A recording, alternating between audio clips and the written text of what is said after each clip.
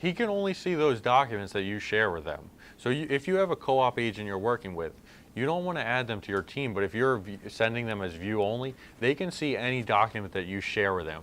Whereas add to my team is going to be, they have access to everything at all times in there. So you would have to check off the document for them to be able to see it. Correct. It's only what you share with them they have access They to. won't get notifications of when things are signed, they can go on. Correct. So I send it out as view only to my buyer, or to my buyers, they can sign, view only for the OB. Mm-hmm. Okay? They open it right away, it's not signed. Nobody signed it yet, because they opened it first, the OB. So they don't see a signature. Let's say the buyer did sign, and then he opened it the next day. Did he see an updated version? Yes. Or just a blank? Yes, and if the buyer's in it at the same time that he's in it, it's going to come up with a notifications for him saying that this person's editing this document in private because they're actually in there and signing it at that time, and then it's going to kick him out because that person's signing it, and he only has view-only privileges. Thanks. Can't you put this person signs first, then it goes to that one? Like No. with Dotloop, or not Dotloop, with DocuSign, you could sign.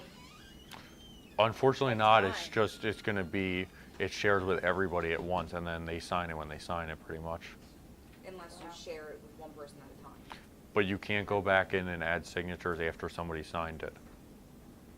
Yeah, it would be a But if you separate add, document. you can put the signatures in, but not share it with them yet.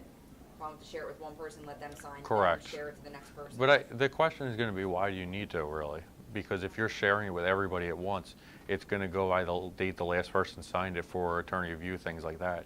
So you just send it to everybody all at once. Provided nobody has a problem with the contract itself. But if somebody has a problem with it, you would just have to, you would reshare with everybody. You make that change and then hit reshare. So like, for example, let's say I'm still waiting on these people to sign this document. I can go back in and hit share again, and then hit the little right arrow and hit reshare with them. Once you've edited it. Now, when you add somebody to your team, they have full control, they can edit, they can. Correct. They can do the same thing you can do. Correct.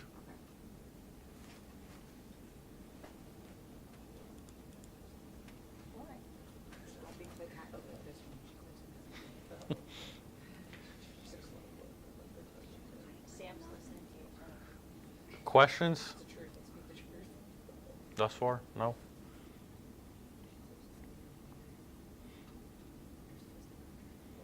The one thing too, let's bounce to.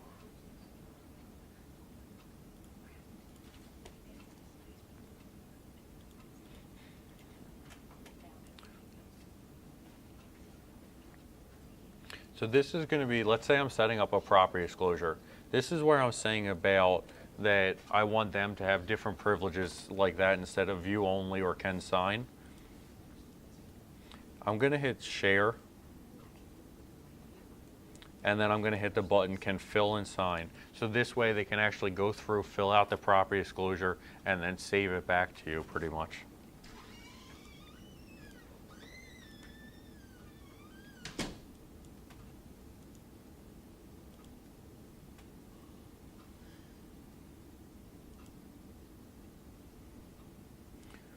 Other thing is too, once you have a loop, so let's say you're working with a buyer and you have it as their name because of the fact that it wasn't under contract yet.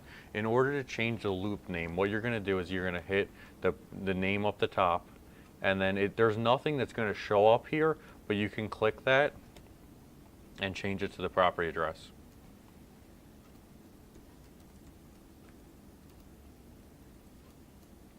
As I said, once you go to submit it to the office, you have to change it from the buyer's name, things like that, to the actual property address, so this way they know what it is. You can also go through from the details section, fill out street address, financials, things like that. Once you do that, all that's going to automatically populate into the contracts, things like that. Also down the bottom, you'll see is going to be submit to green sheet. You can click that from right there.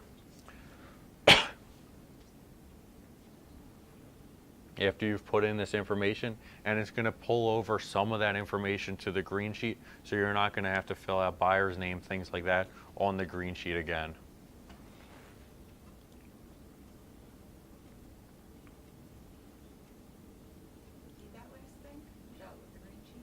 So if you're gonna change it. So you're gonna hit the name. You're gonna scroll out down to the bottom after you fill out whatever information you want in here, and then you're gonna hit submit to Green Sheet.